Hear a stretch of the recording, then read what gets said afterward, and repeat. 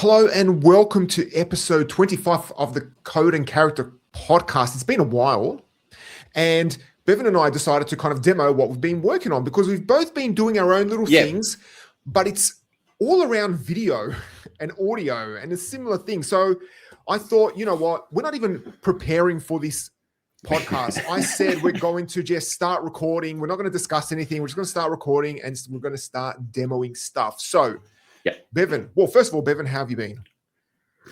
Oh, sorry, I asked you at the wrong time. I've been down in the, it has been a while, right? So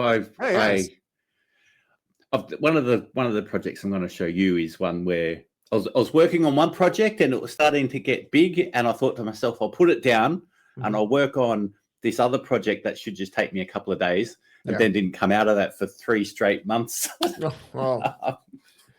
So it's an MP4 compiler.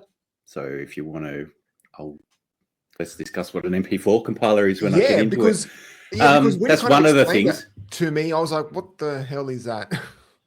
Yeah, that's what I spent 3 months on. And that's it's funny how timings go, right? Because I thought that was going to take me a couple of days. And then I've also built an AI-based eBay book listing thing. Oh. And I had that working in 2 weeks. I thought that would take like 12 months. Yeah. Just the thing I thought would take a couple of days took 3 months of solid, straight, everything.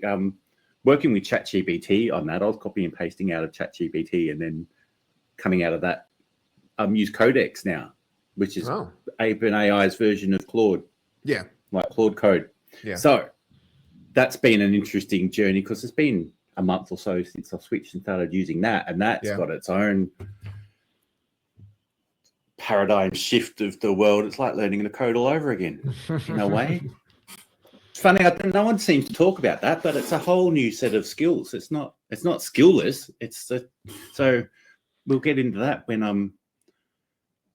I just show that project. But absolutely, share the screen. I got my dev site open. Oh, there you go. We'll go ahead and share everybody knows about live demos. I've been sitting here preparing for an hour to make sure nothing will go wrong, and it's all going to go wrong. So share. Let's look at where have we got? That must be this one. That's it. So I do believe here's my dev site. There you go. Oh, look at that. So here we go. Oh, wait. At that. Should I try this one? Oh, here we go. We can do it this way. Yeah, that works. The screen. Yeah. That works. So this is my Drupal website, right? I've redone the homepage because I just got Codex to go, hey, can you fix my homepage? And it built that. Oh, very good. And what? It created a custom theme? Yeah, sort of. This is the thing about code, right? I don't know. No, I've had a look at the code. It dumped a bunch of template files in a module, like a homepage module. Oh, okay. That it made, and basically all this is not content or anything. This is all just HTML in a template. Oh, there you go. Right? It's Twig. Yeah. It's just text straight in the Quig file. But thanks, that works. Move on. Like that was a simple thing. But then that's my Drupal website. Hanging off the back of this, it's open in any other tab, but I'll show just a completely separate application hanging underneath it is this Framesmith.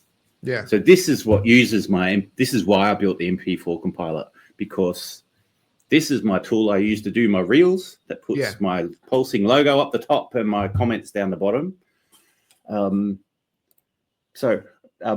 It's designed, it's a mobile interface, as you see. It's designed to work off my phone. Yeah. Now, one of the reasons I spent so long doing the MP4 compiler was because what I was doing before was loading the video into this application and then pushing that up to my VPS, where it then ran a formatting thing, and it was flaky and took ages to upload. And the whole time you're uploading, you got to leave your browser open, and the mobile networks fall down, and 9 times out of 10 the network could fall down, and ended up breaking the video into chunks and uploading it that way. And in the end, I went, this is all just too flaky. I wish I could just encode it in the browser in the first place. So you can see this is loaded already.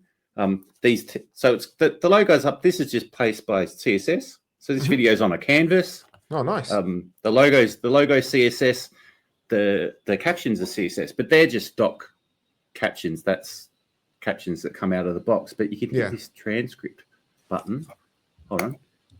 You hit transcript, and now it says working. You've got a little transcription. It says it's 70% finished already, but it's not. So because this is on dev, cron's not running. Yep. So what I need to do is do ddev drush. I can't remember not that one. Got to remember the commands. What ddev drush q list. I did remember it. Oh, there's goddamn two of them in here. These are the demos for you, right? Let's delete both of those. And I'll start again.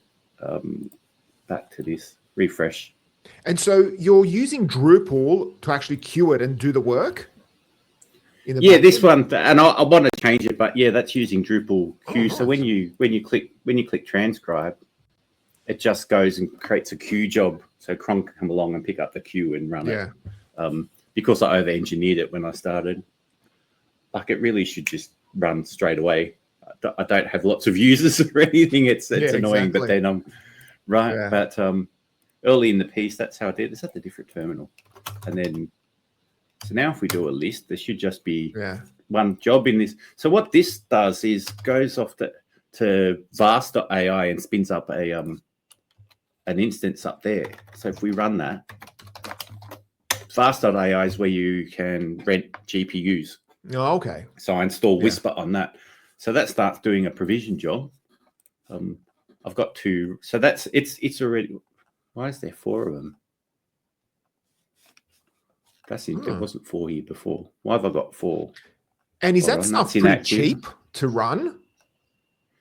Yes and no. You can see this one, sort of. See, this is charging 24 cents an hour, but that's because it's on, right? When you turn it off, you go down there and you pay just for the storage. I can install my Docker container and image on there, and then when I shut it down, I'm getting paying 9 cents a day. Oh, okay. While it's turned off.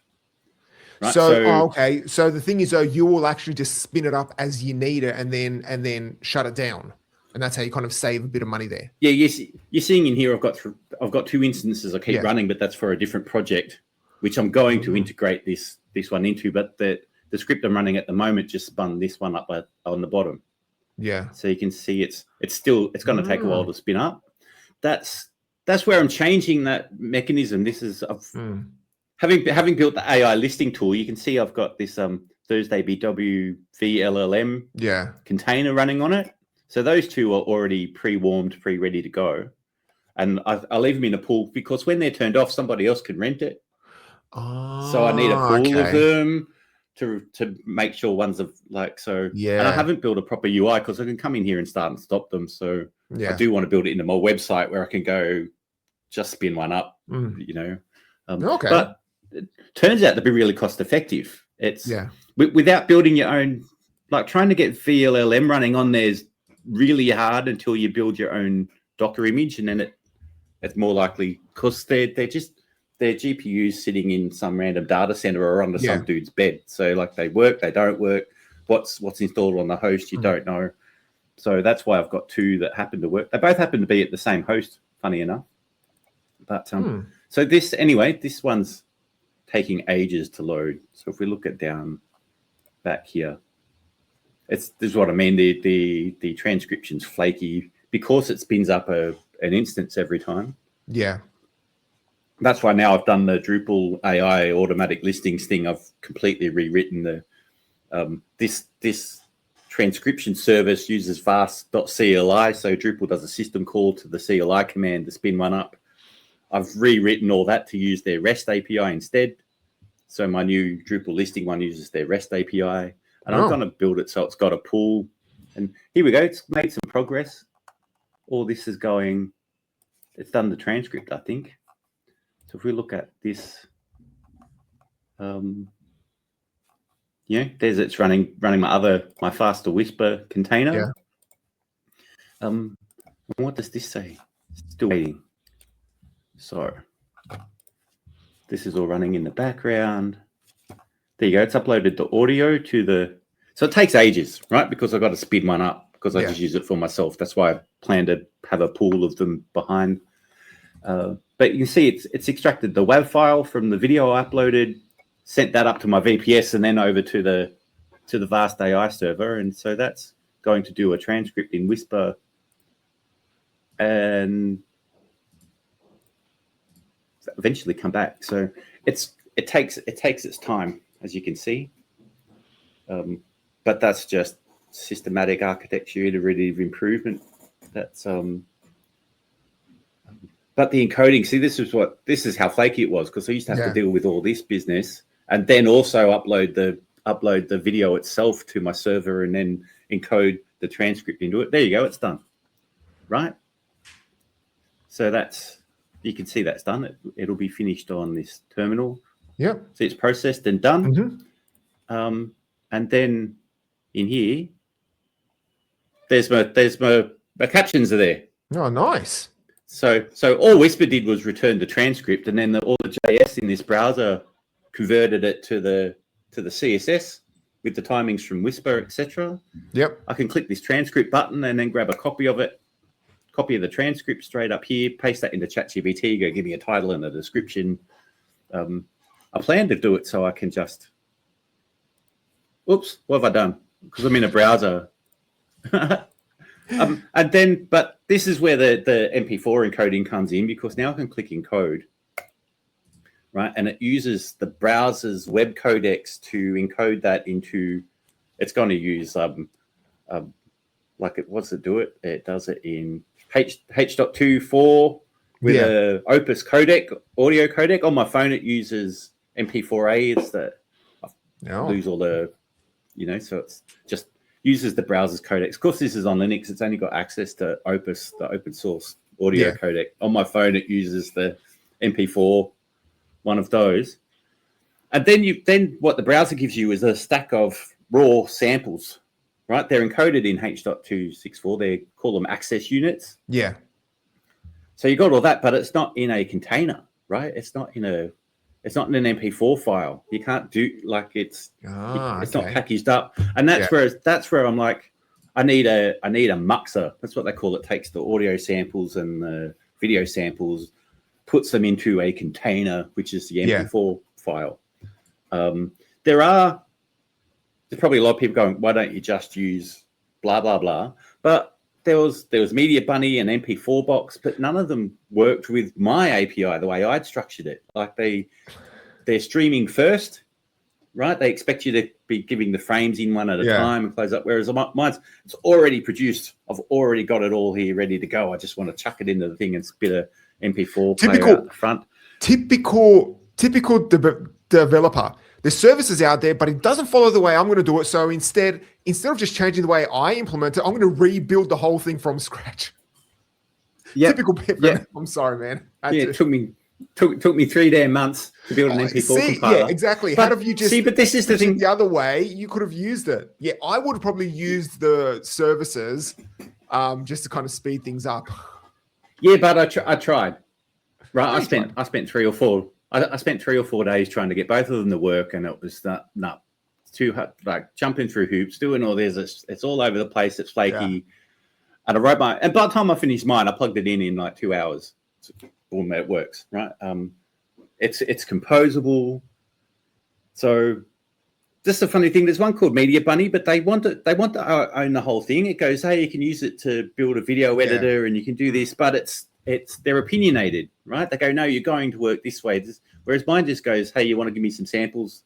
Give me the samples. I'll give you an MP4 file. It's not, you have to put them in this way. It's just simpler. And I learned a hell of a lot about MP4, which is what I'm probably going to forget. But so this encoding seems to be taking a little while, but it's encoding here in the browser. Right. Yeah. So I didn't have to upload. This video has not gone to my server. And that's when I build this. There's the privacy factors. So far, the transcript went up to a GPU, but it's a rented GPU.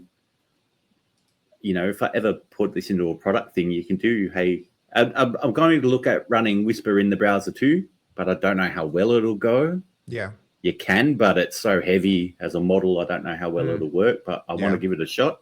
And then it's all privacy first. Like, hey, look, your whole video, your transcript, everything never leaves the browser, right? Unless you want some cloud storage, and then you upload it and save it there. Otherwise, it's saved in local storage in your browser memory, or I write an app and it saves it on your phone. Like, it's kind of, that's partly a building because I want all that ownership.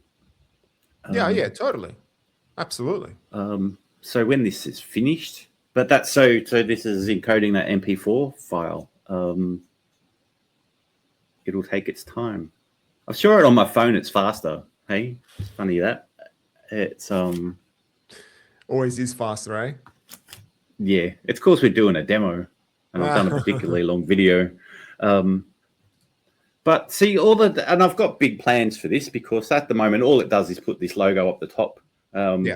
Because I wrote a, what do you call it? You call it a media timeline compiler as well. So in the back of this, that's actually just like a video editor. There's tracks. Yeah. There's tracks and clips. So each of the captions are in a clip on a track. The logo's in a clip on a track. The video's on the background. Right. So it sticks all that together. Awesome. So that just, that's opening up so many opportunities to edit, chuck other videos in there. Because you can just do animations, you can just, especially with Claude, like with Codex and stuff now, you can just go, can you make me an animation that does blah, blah in JavaScript? And it goes, here you go. And so I can start, you can just start writing up effects and all sorts of stuff, and build a little video editor in here. Of course, starting to move towards replacing things like, that's the timeline means you can build all sorts of things on it. You can build a full-blown editor with this now, like Adobe Premiere competitor type thing. The framework, I've built the basic framework to build something like that on top of it, or something very similar. Just this is the first interface I've chucked on top, right? Which I haven't done the UI to give you access to view the tracks and move clips around and all that, but the API underneath it supports that. Absolutely.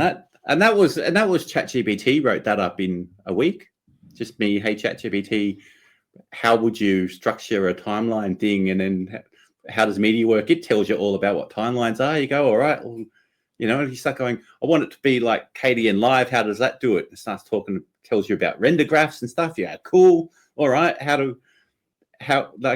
give me a document object diagram for how that'd work. It shows you this. Okay, let's start building it. Just build a media compiler like that. So here we are. So that's encoded now. I can export it. So there's let's just put it in downloads. That'll do. What do we call it? CNC test. So there's generated an MP4. Go to my downloads. Go. Must be on the bottom. There it is. Right, and then there it is. It's an MP4 file. Oh, you can't see that. I can't see that. This is the fun demos. Replace with or which one? It's this one. So that doesn't look any different, right? Of course, that's just playing in VLC, right? Yeah. So. And it's got the logo and the captions on it, and now I can upload that to TikTok or wherever else. And when I find time, I'll get the application to automatically ship it out to Facebook, Instagram, TikTok, YouTube. Yeah, just stick it up there, right? So I don't have to download it. So that's just that bit. To press the button at the end that says export to MP4. The bit that ran the quickest, that one little bit's the bit that took 3 months. The rest of it's the easy, like putting the logo up there, doing the timeline compiler, all of that, just getting it into an MP4 file. I thought to myself, how hard can it be just to wrap some video data into an MP4 format? And then, oh my God, I think I might be one of the world's experts on MP4 spec now. Particularly not using using ChatGPT to copy and paste it all because it's fully tested. I've got more tests than I've ever written in my life. There's a whole full test framework. Yeah, and it's all the code's well written and easy to I know. It's funny, that project, I know the code inside out, and then some of the stuff I've done with Codex in the few weeks following, I've got a very high level, you kind of look through the code and you probably should put that in a different class. And then, but it works so goddamn fast that you lose track of it. But that's, let's have a quick look at the API then, right? So open up the dev tools and then see if we can share those. Which screen is that? Developer tools. This one. The one funny thing I've noticed is that developers, funny enough, I've noticed that now developers who are also content creators are pretty much all building the same thing. Some type of tool to automate everything, or some type of social media scheduling tool. It's kind of like the new thing where back in the day you would create a directory. A web developer will be like, you know what, I want to create a directory. That's easy to create. Everyone's doing that. But I feel like nowadays, because we all have our little workflows, and I personally don't want to have to pay, $50 a subscription for something, when I can just spend, especially if it's a local tool, Yeah, well, see, this is the interesting look. Working with, I haven't used Claude Code. Everyone's raving about that. I'm using Codex by OpenAI because it comes for free with my subscription. They keep topping up my credits without telling me. Oh. I'll get down to 75%, and by the time I'm there, it's back up to 100 again. You go, I still had half a week of, so I'm just code until they stop, because there's no communication about it. It's just my credits top back up again. Yeah. Keep going. And then, but speaking, because I watched a reel the other day. That's why I've stopped sharing, because we can have a conversation in here about the web interface is changing. That's, I saw you did a post on LinkedIn the other day about installing a skill into Claude. OpenAI does this Codex, the same skill. It's the same skills can plug in exactly the same way. The fact that you can just go in there and just code now with language, just go, I've got Odoo running my accounting system, and it can just talk to the API directly via Python. Yeah. You just sit there and you go, why is this bank statement on this? Can you close it? Can you reconcile it to this? It just does it. And you go, can you, and it just talks to the API. And so many people predicting that, the web's over, the web's dead, but I don't think it will be for a while. The web came along, and it took 20 years before real estate agents were putting their listings up on websites. That took 20 damn years, right? And that's me doing the eBay listings. I'm still building out a UI and an interface, which I'll probably put a kind of chatbot. I'm imagining something. You remember we used to play Quake, and you could hit the terminal and it drop down from the top. Oh yeah, what is the tip? Yes. Yeah, right. So I'm thinking, why not just build your website the same way you always do? And if you want a chatbot that can do actions, you press this button and the chatbot, instead of, I think this methodology of having the down in the corner, the little messenger box, like you're doing Facebook Messenger there. I don't, right? I like to give me an actual command line up the top. But how long before people who are business owners out there are going to start going, I'm going to talk to my account through or a chat interface? I think that behavioral change is going to take a long time, but you should be preparing for it. So I'm this prediction that web developers over in 6 months, there'll be no web kind of things I'm hearing about. I'm like, only for technical people. No. That's it's coming, but it's going to take a long time before people switch that behavior over. So build now expecting that things will change, but even it might not ever take off, right? People might want to. I feel like you can just go Claude Code, build me a report, and it goes like that. My homepage, give me a homepage, and it goes, here you go. It's absolutely going to change, but it's going to change. Absolutely, it's going to change. But I feel like now we're all of a sudden rediscovering. Like now, I've noticed that MCP servers aren't popular. now it's all about CLIs. And it's like, wait a minute, where did CLIs go? They've always been around. They've been around for like last 30, 40 years. What, we're now back there. It's kind of like when React all of a sudden posted, server-side rendering is faster than client-side. Okay, now we're back to the way We've PHP. had that conversation. It's exactly. It's like we just go around in circles, implement a new feature, and then it's like, oh no, actually doing it on CLI is probably the best way. Of course it is. I've said this before. We've talked about this before. I mentioned I've seen over the years, IT goes around in cycles. You go client, server, client. And the amazing thing to actually see it go full circle and we're back to command line terminals again. I did that coming. I saw the cycles, but I wouldn't have predicted it. We'd go back to the GUI's dead. I just did not see that coming. Oh, I know. I did not see the GUI getting replaced by command line as a frontline first point of call, which it may or may not do, right? But the possibility of it's there for the first time in 50 years. Yeah. Right? Well, not 50, 30. Talking about GUIs being around. But there will be a hybrid of both of them. That's what these cycles they never go backwards. They just cycle concentrically forwards. Exactly. Totally. I don't think I want to show off the API on this thing. Like it's boring, right? It's just me pasting commands and going, hey, look, I can pull a box out of the MP4 and show you all the timings and but you saw the interesting bit. But that's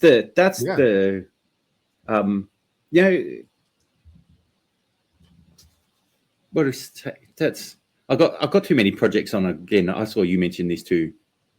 I don't want to put words in your mouth, but the same vein of it's like these LLMs now, these toolings are making you so productive that there's too much to do. It's like biting off more than you can chew. I sat down with Codex and like, oh my God, I can build the whole world. I can build any app I want in 10 minutes. And there's this level of impatience. Suddenly I'm getting impatient because it took me 2 days to build something that used to take me a year.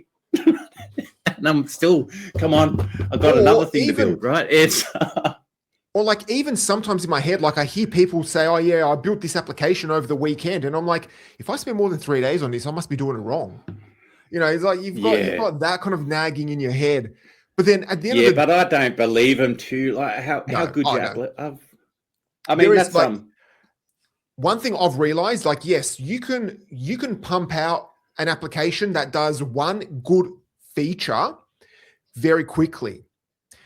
But then when you want to deal with billing, integration, actually deployment, actually doing all of these things. And the thing is, though, development has always been like that. It's essentially, yes, creating a basic POC, proof of concept, you can do that quickly. And of course, the AIs have made it a lot quicker.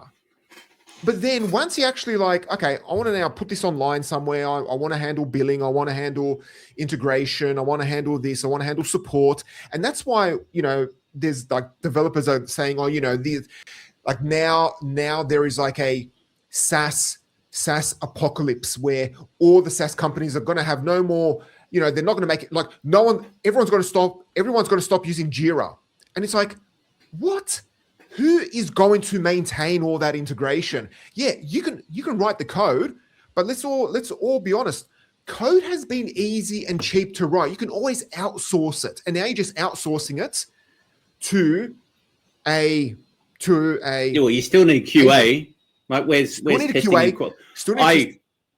Exactly. And sorry, I'll just mention that I saw about 2 weeks ago, there was a podcast. I don't know if you know, I think his name is Jason Calacanis. Like he's actually been on a few of those podcasts for the last couple of years. Anyway, he was saying that with agents that he runs for his companies, these are full-on AI agents. Some of them cost $300 to $400 a day in API tokens. And he goes, at that point, I can see that. Yeah. He goes, but at that point, I just might as well get somebody and pay somebody a day to actually do the work. And that is true. It's like, if you're spending so much in API tokens, you might as well just get, carbon based. And then you got to pay somebody to review it anyway. Like I know exactly. So like some of the Drupal stuff. Yeah. It's spitting it out so fast, right? Yeah. It's spitting it out so fast that I have a basic understanding of what it's done. I've seen every line of code, but it goes flying past so goddamn quickly. Exactly. Right? That it's like, I've got a general gist of what you've done in here, but then you get into the details of it and you're like, what the hell's this? Right? You go, why did you put it in that mod? That doesn't belong there. And then, but the funny thing is, you can just tell it that I'll get shitty at it. Like, stupid. Why'd you put it there? Right? Why'd you put it there for? You stupid. It goes, oh, you're absolutely right. I know, but it gets you. I love it when you call it out for being stupid. Sometimes I test it. I go, that's really stupid. What's stupid about it? And it goes this, and you go, yep. You go, you know it's stupid. Why'd you do it anyway? But there's I'm sitting here at the moment. There's a bunch of, I've built like 5 Drupal modules that do a bunch of stuff, and I'm like, I haven't barely looked at. I'm adding features so fast that it's so psychologically difficult to stop and find the time to sit and review it. And then even when you do, it's like reviewing somebody else's, like downloading a module from Drupal.org and going, how does this thing work? I've got to no, and it's like, it's my module. I wrote it yesterday, but I only have a vague understanding of what's in there. Even though I don't know how to explain it, even though I designed it and I said, break this module out, do this. But you haven't conceptually spent the time in the code to fully understand it. Yet high level is one thing. It's as if you're just writing basic requirements for a ticket. That's essentially it. Yep. I've used that exact approach, right? Get Codex to go, write the acceptance criteria. It goes, here you go. Yeah, right. Which works if you use that phrase, write the acceptance criteria. Because then I understand what you did. Yeah. Right. But then it's not until you get into the weeds of the code. It's like, oh, okay, this is why it's implemented this way. This is why we can't do it. Yeah. We can't do it this way. But as developers, that's what we are essentially doing. We're becoming glorified project managers. It's the same skills. It's the same skills. Like some people I've heard some people go, coding sucks now. It used to be fun. I'm like, I've got the opposite experience. Yeah. I go, coding sucked. I hated it. It was shit. It's fun again. Like, this is like it was when I was a teenager. I'm like, this is cool. Like, because I'm learning new tricks, learning spinning stuff out, and it's not having to. And that's the same thing. Like, it's like this whole captions tool I showed you. 0 dependencies. There is there's no node npm. No, everyone's still like npm install. I go, there's no npm in this. It's all raw. My entire MP4, it's all vanilla JavaScript. Yeah. That browser, the interface, the GUI, the media compiler, the whole lot. It's all vanilla JS, right? All the way across the board. I go, what's going to happen to frameworks, right? With what I'm building, I'm thinking about using HTMX in Drupal. Yeah. But I tell you, I'm thinking about just do it in vanilla JS because I think sometimes that's where I think something like HTMX is low level enough that it's still worth pulling in as a dependency. But I don't know. I'm not going to install React. Like that's not for this. Like it's I do think frameworks still have their place because it gives constraints, where at least it's some level of constraint, and AIs seem to work a lot better if you give them constraints and say, look, this is how you define your model, this is how you define your view, this is how you define your controller. Well, that's what skills are for, right? Yeah, but you don't have to write those skills. Yeah, but this is the interesting point. Are we going to move from having frameworks to having skills? Oh, yeah. And so you just install the skills. But that's and don't have frameworks. You've got the skills, the framework, right? It's this is how you do things. And this is the frameworks defined in the skill is a really interesting. But you're just then paradigm abstracting shift. The responsibility from the framework. But then at the same time, let's talk about the thing that everyone loves to talk about, AI and its processing power and things like that. Wouldn't it be better to do the processing once? Like, say for example, okay, you could create a skill to say create a basic MVC framework using PHP. Then I do that, you do that. Everyone's just building the same derivative, but slightly different. Whereas I like to know that I've got a set base that is actually being vetted by people that actually works. Yeah, they still got their place. Yeah, right? Absolutely. I think that's what I said. I'm definitely looking at using HTMX. I think it makes perfect sense. Absolutely, use HTMX for that. Plug it in there, right? Because that's what I'll show you that AI thing after you show me your demo in a minute. And then I'll show you the eBay AI one's way more exciting than this caption tool. But they're all becoming a big resellers developer platform with media integration. Right, thing I'm building bit by bit. Right. What was that? What did I build the other day? What was I thinking about? Oh, that's that. The amount of times I get Codex to talk to my browser using the CDP code developers protocol, right? And when you first tell it connect to my browser, it tries to use Puppeteer or what's the other, or Playwright, and you go, no, I don't have Playwright. I tell it just connect using the CDP protocol. It goes, okay.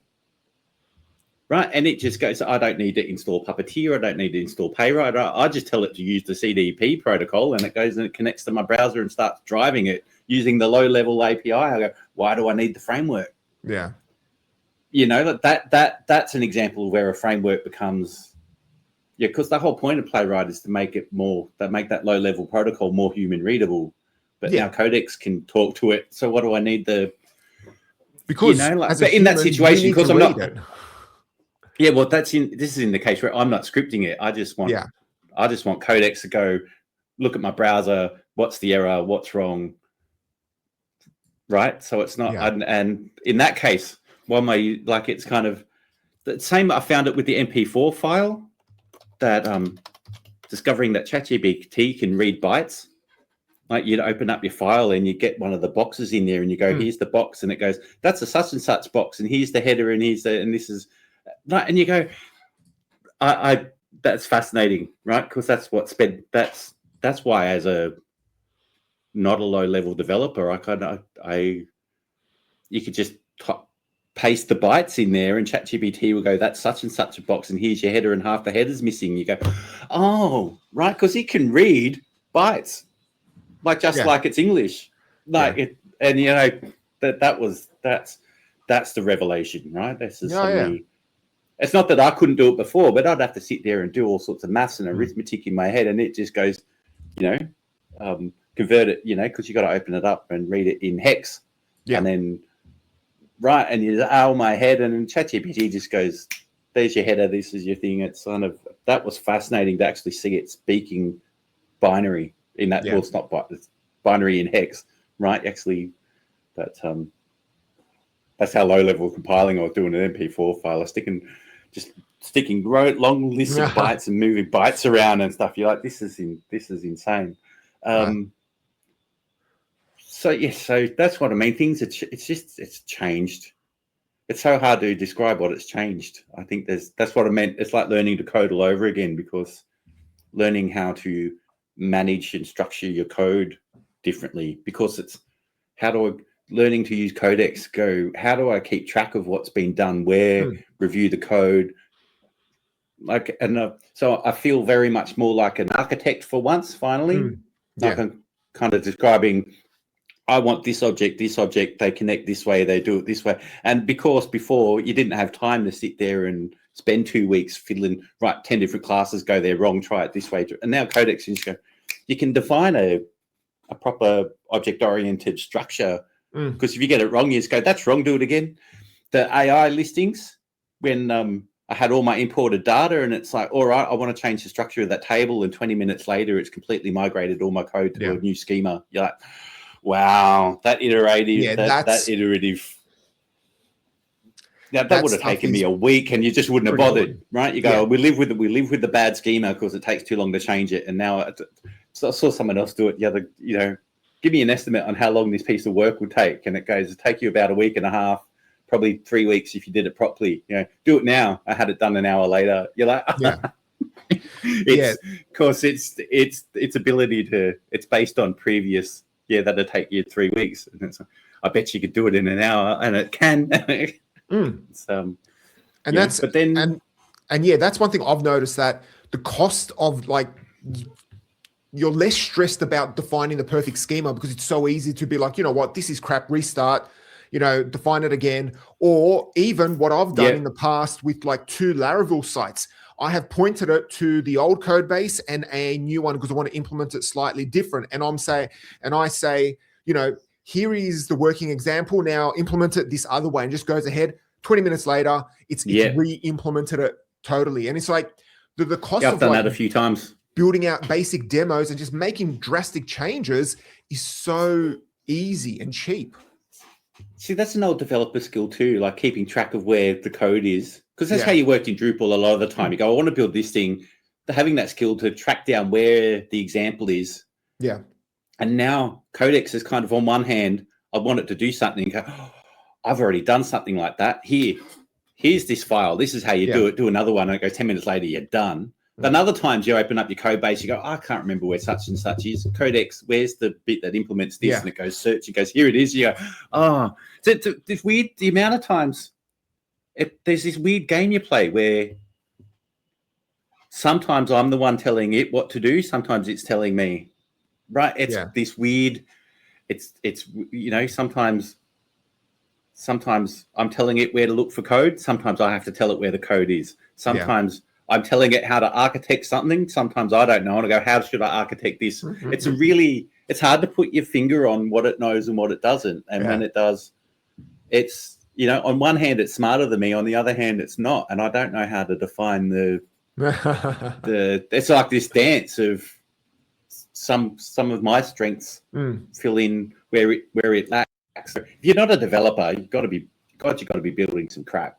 Yeah, seriously. Yeah, I know. Yeah. But I kind of take that to the end extreme. I reckon you've got 5-year-old kids now sitting down playing with ChatGPT and Codex. There's got to be kids that young playing with Codex and spinning stuff out, and they're just going to be throwing out mess. And in 20 years' time, I bet you they'll still be working the same kind of way, and it won't matter because that's how code went anyway. There's so many people just writing absolute vomit code out there. There's been a cultural pushback against that, but it's happening so much, and I just think, it's gonna change. A lot of our traditional ideas about testing and quality control and review are just gonna get washed away in the tide of faster, better. Because that's how it's been going already. Faster. The cult of speed. I've always complained about, and I think AI is just going to ramp that up by 100 times, and the momentum of that speed's just going to be not something. So I think people are going to write a lot of crap code, and that's going to be okay. That's just going to be the way it is. I don't think exactly. I think we'll come up with new systems and new ways to deal with it, like we already did. Yeah. I don't know what's coming. Like there's change. Yeah, coming. no one knows. So, all right. Well, so you built a node thing that few things. That chops up your. Yeah, well, let me start off with the first one is a video clip builder. So if I share my entire screen, let's see how this is going to work. It's going to do the same. Oh, sweet. There we go. Pretty cool. Okay. So you got a nice UI on yours. Well, yeah, of course I did it. Yeah, that's it. No, I fixed it up. So this is actually using Remotion for the trimming and the canvas part, and it's using Express in the back end to do the processing, and of course just a basic React application that you see right here. Yeah, so Remotion's the React-based video editor thing. Yeah, well, which I've been avoiding like the plague. Well, it's not it's not an editor. It's more about creating videos using React code. Like essentially that's it. So you can create your components and things like that. So here I've got like a perfect example. So my thing is, okay, so what I'm trying to solve is I've got these long form videos and I just want to cut them up automatically. But I want to have it I want to be able to output it in a specific format. So this is a perfect example here of that I've done. Okay. So I've got a nice long live stream of now this is a live stream of using Search API. But what I like to do is get the landscape version of it, but then at the same time, I want to have a actual portrait version. But with the portrait version, before I was doing this manually, where I would zoom in and things like that, I've given up on that. It's like, it's honestly not worth the time for it. But I do have like a nice little standard where I've got the logos and I've got like a little explanation up the top there of what I'm doing it. But then to go one step further, okay, because certain platforms only like short form content that's less than 3 minutes.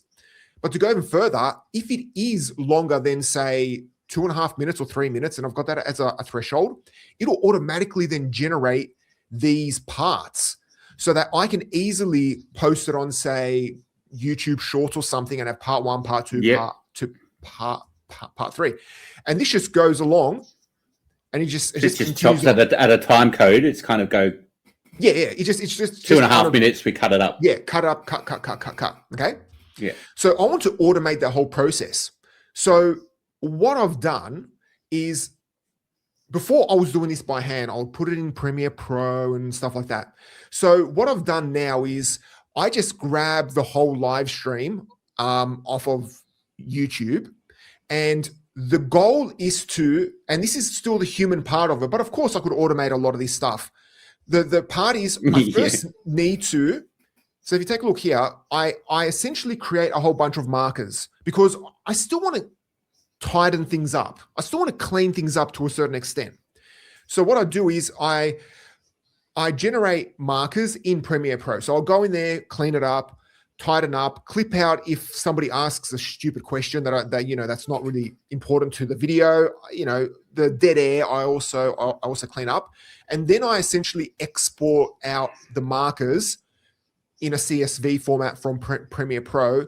And I specifically do like set up things in a particular order, like the marker name is the title name, the description has the machine name, which is important. And then it's got the in and out. And this 16:9 9:16, I could probably get rid of at this point. That's a bit redundant, but just imagine, you've got like a massive long sequence here of like markers and things like that. And so I end up with two things, like a rendered out long form, cleaned up MP4 file, which can go for like about an hour, and also a CSV file. And then now it's kind of like, okay, let me just then render all of this stuff out. All right. So here I've got an example of a shorter version that I use for testing. Okay. So this is a shorter one. And so then I come in here and I'm like, all right, let me add in my short demo. And then I put in my markers here. And this is just a CSV. And it straight away tells me how many things have been found, if he passes and this thing and whatever.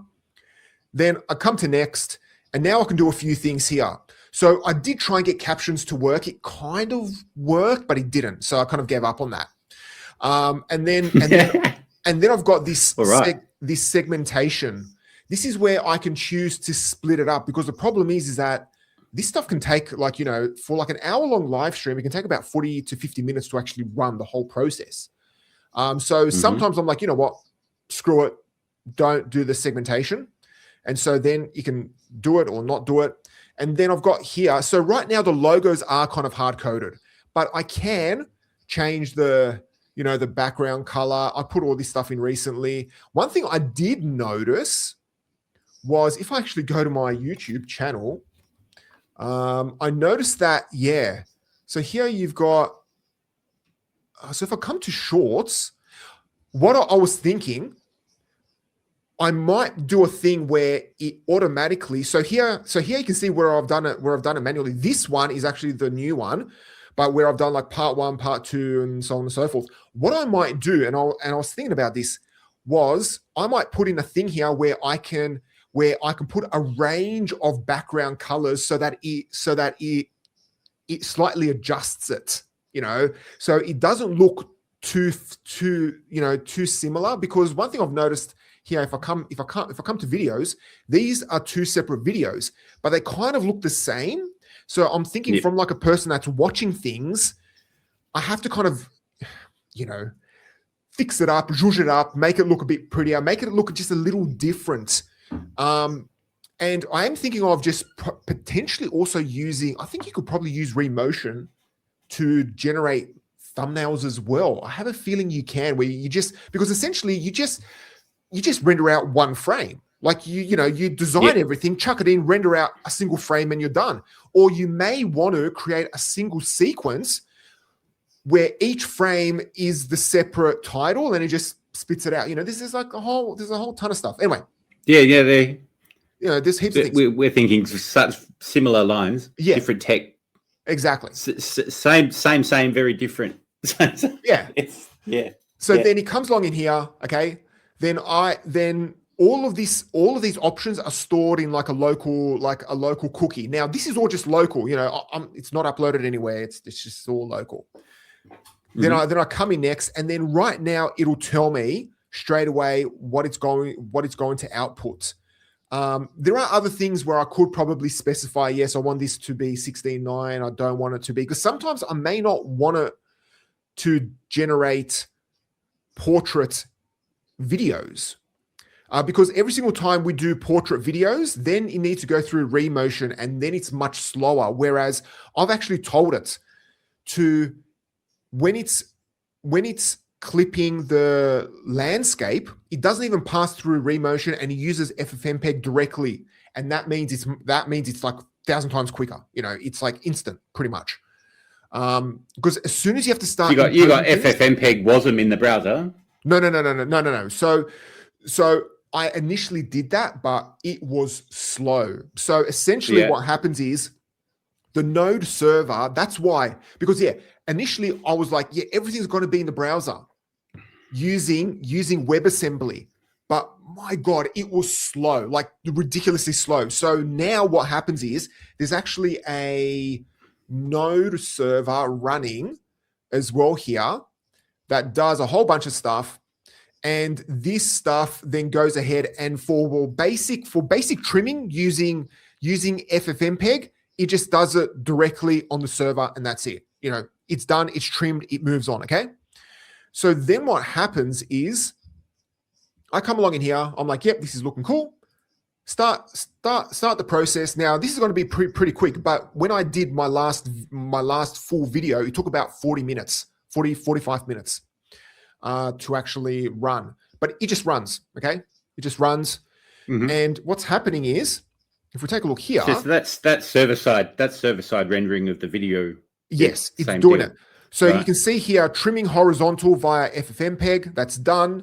Then it uses Remotion to generate the actual. There you go. That's all done. But it is pretty short, so that's why it's pretty quick. Comes along in here. Yep. Does its thing, because then Remotion does have, where was the components?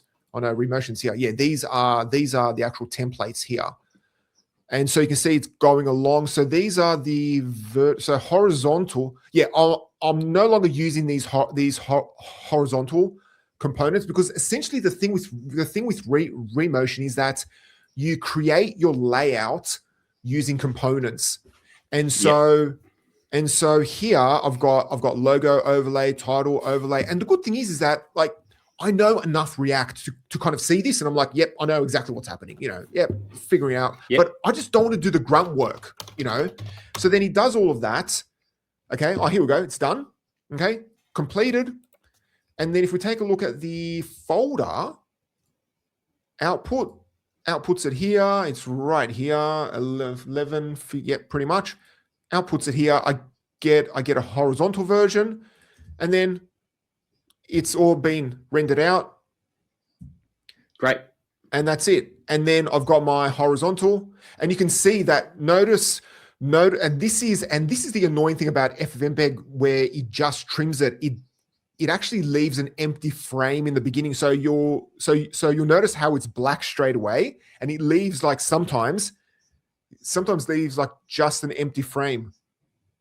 Yeah. Now, do you want to use a browser-based MP4 compiler instead? Well, the thing is, though, okay, so when I actually ran this properly, so this was where it was run properly.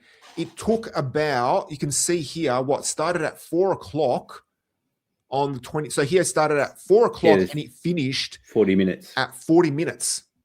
So. Well, how long is the video? The video was about an hour, yeah. So yeah, well, that's that's what I've kind of noticed, that it goes along and it takes about that much time. But I mean, right now that's it's like that's faster than real time. That's not bad encoding speed. yeah, absolutely. So I mean, that's kind of, now a lot of this was actually me, like you can see here up the top here, Opus. So what I essentially did was I asked Gemini and Opus to create like a spec for me. And this is what I was saying. Using these AI tools just makes it so easy to say, you know what, generate 3 versions of this, and then I will decide which one works well. Yeah. And so it went ahead and I just chose, you know what, I'm going to use just the Opus version for it, and I've just kept it ever since. But here you can see it uses like Tailwind, of course, for the styling and things like that. But the node server is just using Express. And then I do believe if I run, where is the, no, there was something here. I can show you the Remotion. I think it's the dev server, npm run dev. Now let me bring up another one. Can I actually run that? Tracking all the README files. So this thing's so fast. You're like, where is everything? Now I believe you have no excuse for terrible documentation. There is absolutely no excuse. So yeah, this is the actual clip sequence this is actually built by Remotion. Remotion gives you this to view your clips. Yep. So I was thinking, so this is where you can actually visualize and see your sequences. I'm still learning Remotion and stuff like that. But this is where you can kind of see things. So eventually I wouldn't mind, depending on, if I have other branded stuff. So right now it's all just hard coded, because let's be honest, I'm just doing that's the same as mine. It's just like, get out there. That's the logo you get until I put a UI where you can drag a new logo in there. It's So yeah, I mean, the thing is, though, I've used it and it works. But the thing is, though, now for me to implement this as a proper SaaS application, it's going to be months. Like, let's be honest, there's so much more work involved, because straight away as a developer, I look at this code and I don't fully understand it. Now that's a good thing and a bad thing. Well, mostly a bad thing, because if something happens, it's like, okay, it's just like, I need to kind of put it together. Yeah. So yeah, I know the feeling. Yeah, it's like that feeling in your gut that I always get. It's kind of like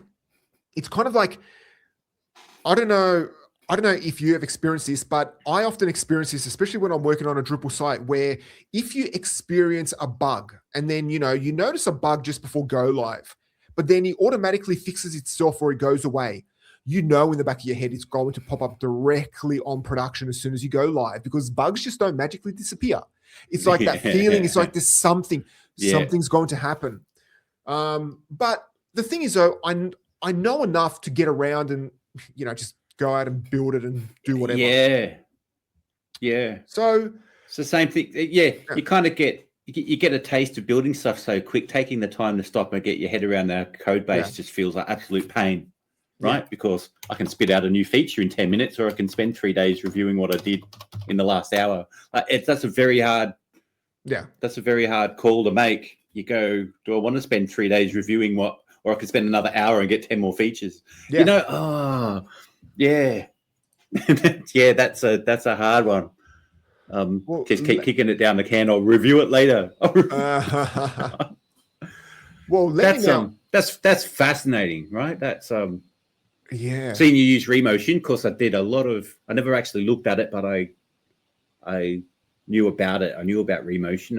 I've avoided it myself because I didn't want to deal with React, right? That was what's wrong? React's okay. Yeah, but then it is fine. But then it's just the different approaches we're taking. Right? I've built mine in raw JS. And kind of very much I'm kind of building Remotion in vanilla JS. Yeah. So it's more fundamental in that sense. Kind of I can build an editor that directly edits on the, it's Load it up. Yeah, it is. It's more like an application than it is a website you're making recordings of. Yeah. I think Remotion does a lot of that using Media Recorder and stuff. Which, absolutely. But it looks pretty and it does the job fast. Exactly. So it's interesting to see the different approaches. Yeah, it does it. It does it. Now the other thing that I've been working on, this is one thing that I wouldn't mind looking at spinning up as a SaaS application, but it integrates with YouTube, and YouTube has funny quotas for like operations and things like that. And yeah, anyway, the gist of it is this is a Laravel site. So Laravel using Inertia. So this is actually a React. So I'm using Laravel, but Laravel as a backend, and this is a React application on the front end. So this is all just React stuff. So I'm using the starter kit. I think it's the React Inertia starter kit. So you can essentially log in and sync over all of your YouTube videos, okay, from your account. So these are all of my WebWash stuff. And you can see here, I've logged in and I've got one account, and I do believe if I run sync now, it will run sync, and it just starts, I believe, a job. There you go. It's running a job right down at the bottom, syncs it across, it's running, but then he just sorts it out. Because I did test it. I had to reconnect to it today. Oh, there we go. Cool. So one of the things that I'm in the process of doing is just updating a whole bunch of descriptions and things like that. Okay. And so what I've done is I've put in the ability to select multiple options, multiple videos. So let's say we want to add in, do I want to add in this one? So first of all, I can actually click on this and then see a preview of my video, and then I can go to it. But let's say you want to actually edit so you can actually select multiple videos, but I'll just do one for now. And I click on process. Oh, it does it all the time. Maybe I need to fix it up. Select that. Process. There we go. No, what the hell is that's happening? Let me just do that again. Oh, there we go. Yay. Wait a minute. I've got a feeling if I click there. Anyway, so it adds it to kind of like a queue. Then right now you can actually select the title and then append it, find and replace, do whatever, and description. And then let's say we want to attend at the beginning. Now this I changed and I need to kind of do it in a different way. But let's just say we put in test. And I'll just put a pipe. So it'll add it directly to the front in the description. And then here I can generate a preview and I can see that it's going to do, something like that. Okay. It's going to do a before and after. It's going to chuck it in. This is if you're selling a course or something, you can go and update the description on every one of your YouTube videos to put a link to that course in there. Exactly. Yeah. One thing I want to do is I want to be able to fix up all of the links in all of my videos at the bottom and have it consistent with like certain links and just keep it all, because that is an important part of branding. So every single video at the bottom, you can have it. So I was thinking it's like I could do a little thing where I could grab the existing description and have it in like a variable and then say, okay, chuck in an update and have kind of like a template for like a footer at the bottom of every description. There's a whole bunch of stuff. Yep. I've got the when I show you the eBay listings thing. Yeah. It's very similar to this. Yeah. Funny enough. Oh yeah, I can imagine. Right. It's yeah. So then comes along in here. You and I are building we're building such similar things. Well, mate, that's funny. All websites are similar. They all do the same thing. But then I come along in here, okay, and then I click on run. Then it queues it up, and this actually runs just the queue. And if I take a look here, it should. Oh, there you go. Bulk completed. There you go. Done. Your UIs are so much prettier than mine. That's this is the Shatsian UI. This is it's gone ahead. So it's done all of that. I've heard of that. I haven't designed this myself. Hell no. And then if I go into here, which one did I do? Did I do this one? No, I think it was the first one. Was it the first one? Oh, there you go. Test, and it's gone ahead there and done it. You know, it's just gone ahead and done it. Mate, you and I, we're proving dead internet theory. But the thing is, though, but one thing, you know, is that the stuff that I want to integrate with it is I want to be able to do things such as updating. Where is it? Like, you know, if I put in, where did I put it? See, I want to put like a call to action for my premium community on top of everyone. But then imagine being able to change the link automatically. Then you can kind of track click-throughs. And straight away, you can actually realize, well, actually, certain, and this is where I've been thinking, it's like, I wouldn't mind, you know, having being able to change the URL for, say, this link, so I can see which videos are performing better and being able to kind of automate that part. But then at the same time, I could actually have a collection, be able to create like a collection of videos that at a scheduled time, you can update the description, because you may want to, you know, you could do things where if a video gets a certain amount of views or something, you know, pull in all this type of stuff. So there's a whole bunch of stuff. You could do things like advertise that you're going live in an hour. Yeah, in exactly. All the descriptions on all your, like, Yeah.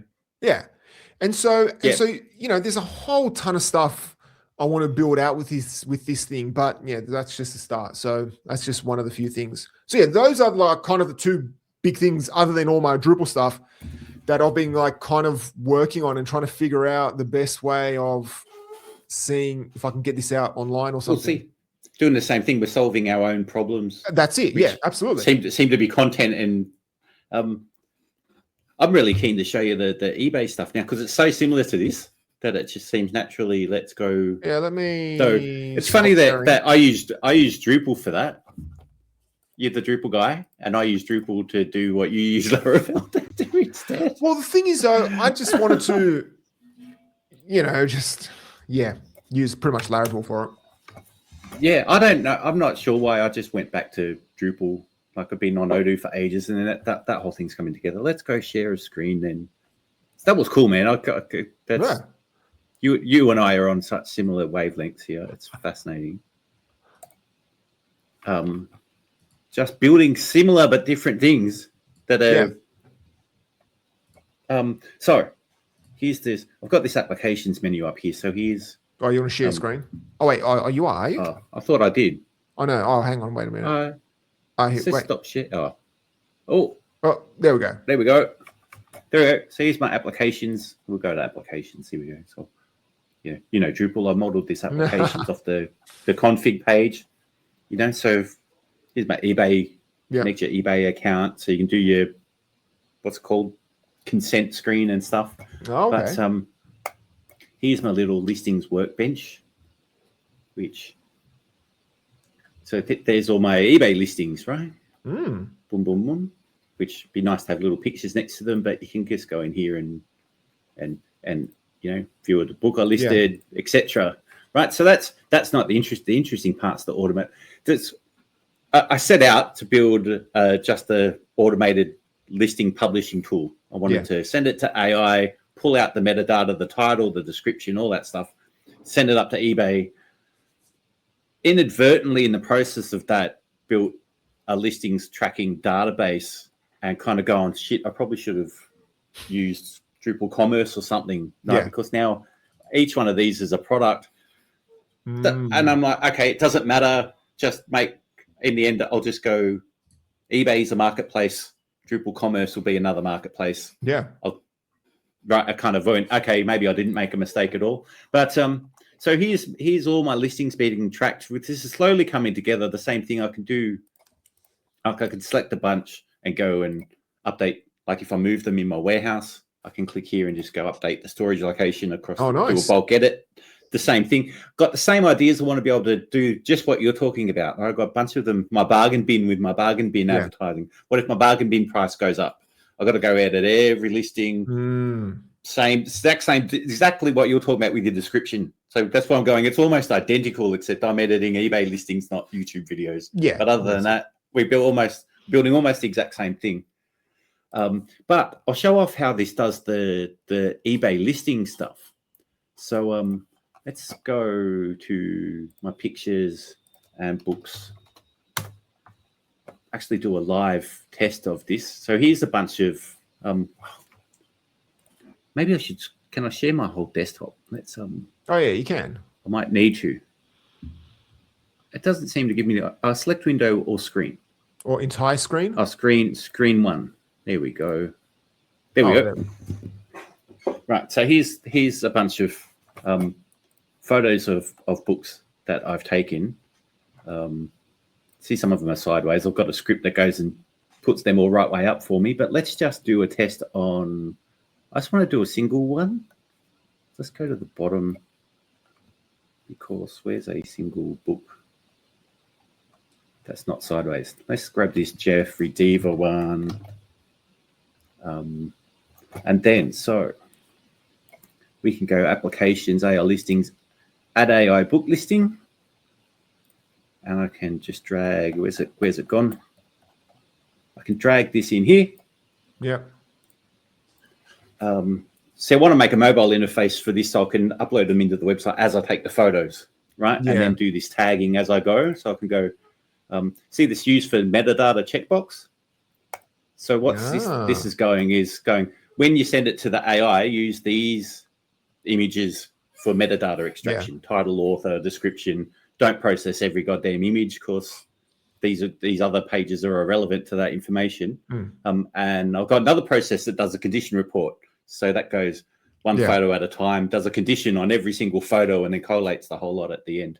But so I can just sit here, I can just upload those images, click the ones that are for metadata, goes back to the next page, drag the next books in, until I come back, and then having added that, go to my workbench. You see, this is very proof of concept-y, MVP style. Yeah. So there's the book I've listed, title, untitled listing. It's got no information about it. It's just generated a listing code and entered the ID. So no author, no info at all. And then let's go get an AI to do that for me. So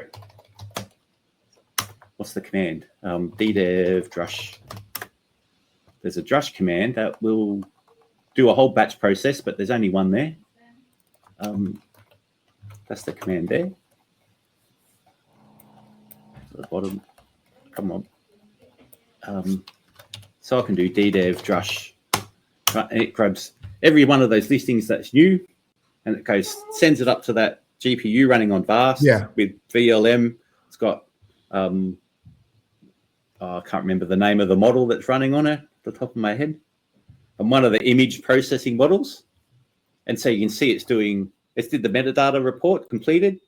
Oh, nice. Based on the 4 images I clicked on, and then it's sending each one image one at a time to get a condition report back. So I can just, because this used to take, it's just the manual process of having to type all the author title, everything into eBay was a pain in the ass. And so now that'll be ready for review. You come down here, and there we go, ready for review. Come in here. It's done the title, Garden of the Beasts. Oh, nice. By Jeffrey Diva, right? Default price. Pulled the ISBN out. This links to an ISBN DB, so I can check that it got the ISBN right. Of course, it's AI. Sometimes it hallucinates, but there you go. Got that right. Then I can click this link and go straight to eBay and go, there's all the search results. Oh, nice. For that same book. Yeah. Just go look at sold listings, go, what are they selling for? They're selling for about, $19. Come down here, just go, change that to 19. Bam, bam, bam. There's your description. Like already a novel of Berlin, 1930 by Jeffrey Diva, blah, blah, blah, blah, blah. It's condition reports, probably a bit, it tends to say it's ex-library nearly all the time. You turn that off. Right, so I can go here. It's already picked up the tanning and toning. Great. I'll go, it's edgeware, surface wear, and then mark ready to shelve and continue. And then I just got to go and put it on the shelf and go, this is where I put it, and it pushes it and publishes up to eBay. It's sped me up from 10 times faster, right? So that's, but this is using, I just like the using AI to, it's not ChatGPT, it's an open source model running on a rented GPU. Yeah. So full privacy, only renting a GPU because I don't have one of my own, right? But that's, but you can get a whole network of them going.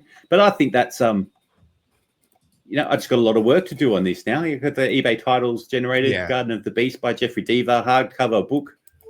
I didn't have to type any of it. I've not typed a thing, right? That's, I've not typed anything. Like, that's just, because the old process used to be you'd come in here and you'd search, you'd have to type Garden of the Beast, Jeffrey Deaver, typo, oops, go back, type it again, come in here, find one, and you go, now I want to list it.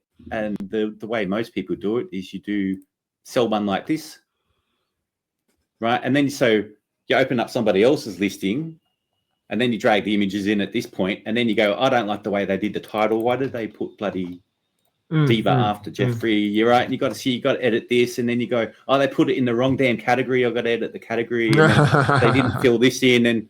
And all this data, I don't like this data. I've got to delete it all. And that's like just now. And that's just being able to run it myself. So I'm building an eBay listings platform, but that's that I whipped up that AI stuff. Same thing, Codex, like getting it to spin up the GPU and keep a pool of them and track them all. That a lot of the code in there, I'm not aware of a lot of what it's doing, because you just go, what's a good way to track? Like, how do you tell whether it's a salad? What's this error mean? I don't know. Can you detect that error? And when that error happens, can you recover from it? It goes, yeah, sure. Blah, blah, blah. And I said, I can't be bothered reviewing all that. I go, write some tests. Can you give me a test plan? It goes, here's all the things you can test about. And you go, all right, write tests for that. But I know, working with ChatGPT and actually following every single line of code, that it makes simple mistakes.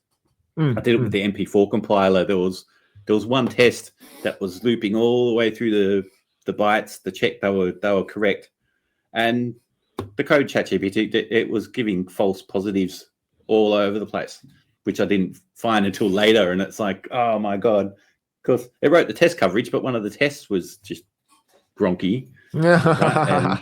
But it's funny thing, like, a developer could have easily made the same mistake. Like, it's had to go through a fine and go, oh, it's just because this loop has a continue too early, it's, so this test I thought was giving me all this solid coverage wasn't giving me any coverage at all. Right? That was so this, so you got to, it's just funny. But so these things, having demoed that was so easy and worked so quickly that it feels far less exciting than I feel like it is when it's like, oh yeah, but using the AI inference just to go and, because I guess what I felt like then, that was so easy that it didn't really demo the pain that it solved, because that wasn't there. Well, that's the point. But it's when integration just works, it just works. Yeah.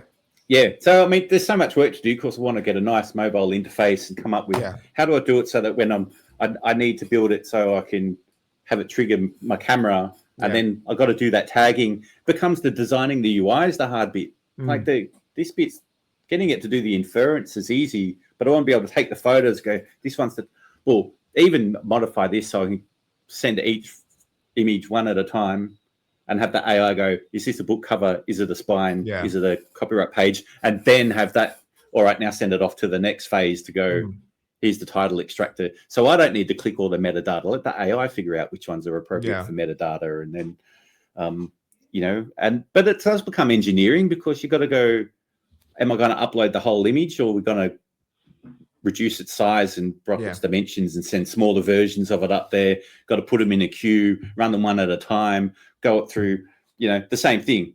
Have a categorization AI that goes, this is a book title, this is a copyright page, this is a spine. Shift that one over to that AI. That you become an AI orchestration service. It's but it's it's exciting, right? Being able to spin up these GPUs now and have, so I've got a pool of them up here. And that's what I'm saying with that Whisper thing. I want to be able to use the same pool to have Whisper and VLM running so I've got to build an orchestration service so I can have my little farm of rented GPUs on standby. and the code's got to be able to go, look, this one's rented, skip to the next one, start that one up, right? And that's but and this is sort of talking about the UI we at the beginning, that there's so many people going, the web's dead, it's all going to be text based because you can just get it to generate a report anytime you want. Who's going to sit there with a chat bot and get it to do this? Right, totally. Right. That's right. So that's what this same thing. I might want to put same thing I told you about. Put the command prompt up the box. So you press a button and the command prompt drops down the top, which is probably what Jamie and co are doing with Drupal anyway. You've got a chatbot built in the Drupal, and it's like, please update all the listings that are older than 6 months under the price of $10 and unpublish them, please. Right? You could type that kind of command into this interface, not directly into Codex, right? So you build your own version of eBay API Codex or Claude. It's some interesting things are changing. I think for a while, we're going to have a hybrid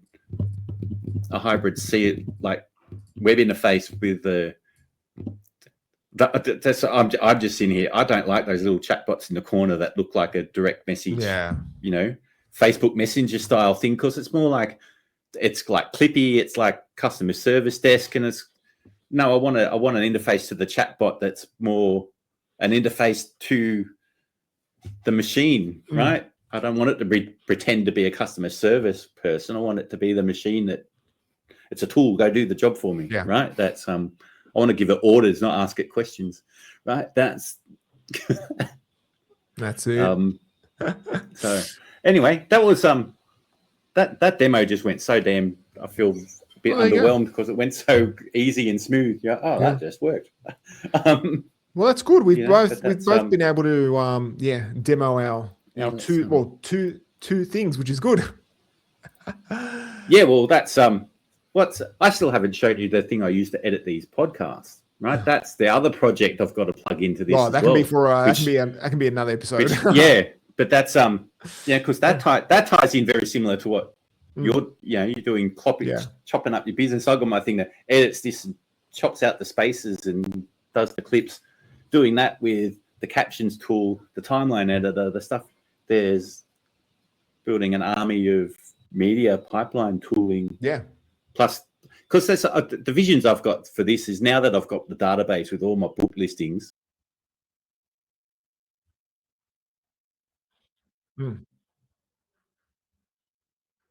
Hey, I think Bevan has disconnected. I've come back. Oh, you've come back. Oh, there we go. I've come back. Don't know where I went. Something about a pipeline. Yeah, it's nice not being tied to OpenAI, right? Just being able to pay for those rented GPUs at pennies per. I spent no tokens on that. Right. So that's cool. But what was I being able to build a media pipeline? Because I've even now that it's got the images, being able to send that to an LLM that go, can you just write up a script for this book, right? And stick the images one after another, go to an online thing, find something that's appropriate, put the script on there, do a voice overlay, put a bit of music behind it, have some templates to just start there generating reels. What's my approach going to have, basically sending out all these automated ones and then pick a few books that are high value that then I'll actually record an intro and a close myself, right? And then the really interesting books, don't use the AI at all. I'm going to do the whole speech from, so build a whole media pipeline systems where I'm imagining this going. And the fact that this is where right back to the start, you can build stuff so quickly that your vision for what you want to build just expands by. Oh, he's disconnected again. Oh, I hope that's. Oh, you're back. I don't know what's going on. So, well, this is a sign we need. That might be bringing us. Yeah, I think that's exactly what I wanted to say. That's a sign to wrap it up. We've had a good chat. Yep. We shouldn't leave it 3 months again, but I got lost into 3 months of MP4 compiling stuff. 3 months, but Yeah, but that's you said FFmpeg was really slow in the browser. Yeah. I'm so glad you said that, because I only tried it a little bit, and then that's exactly the problem I was solving. I want to be able to encode this, right? And you saw my video encoded right there in the browser. I just clicked encode and generated it all in vanilla JS. No dependencies, no WASM, no nothing. It's just straight JavaScript. Here's an MP4 file, right? That's spent 3 months on being able to go. Here's a JS you can pull in. No compilation, no requirements, no. It's just pass the samples into this thing. Get your file back. There you go. That's so Okay. Great to see what you're working on. I want to have so many more chats with you now, though. Of course, some of the tooling you're using, right? It's kind of using Tailwind and what's that? Chad. Oh, that's the UI Shadcn. Oh, and he's off again. I have no idea if this is my computer or his. Oh no, here he goes back. Is that my connection? We're back. We're going to wrap it up now. I don't know. I've got no idea. Of course, I can still hear you. The whole time it drops out, I can hear you speaking still. All right. Cool. So it's just, anyway. All right. Awesome. Well, let's just wrap it up.